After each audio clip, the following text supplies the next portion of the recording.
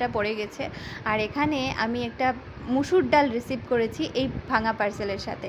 আর এই যেটা আইল্যাশের কম্বো দেখছো, এটা কিন্তু খুব ভালো হয়েছে, আমার অনেক ভালো লেগেছে। আর এদিকে ওরা মা ছেলে মারামারি করছে বাবলসগুলো ফাটানোর জন্য। আমি 2টো বাবলস পেয়েছি প্যাকেটে, আর ওরা একটা নিয়ে কাড়াকাড়ি করছে, কারণ আগের একটা ফাটিয়ে নিয়েছে ওরা দুজন মিলে। তারপর আমরা সন্ধ্যা টন্ধা দেওয়ার পর ফ্রেশ ট্রেশ হয়ে আমরা বেরিয়ে পড়েছি। অভিও চলে এসেছে অফিস থেকে। ফ্রেশ হয়ে বাড়ি চলে আসার পর আমরা দোকানে গেছি, দোকান থেকে অনেক কিছু খাওয়া দাওয়া নিয়ে এখন রওনা দিচ্ছি আমার মাসির বাড়ির ওদিকে।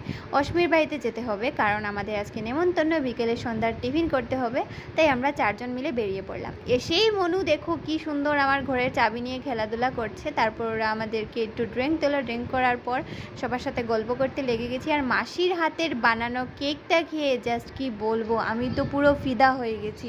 আমি মাসিকে বলেছি আমার যখনই খেতে ইচ্ছে করবে তো আমি তখনই তোমার দোকান থেকে নিয়ে যাব। তারপর আমরা গল্প টল্প করছি। আজকের মতো মিনি ব্লগটা এতটুকুই। Tata, love you.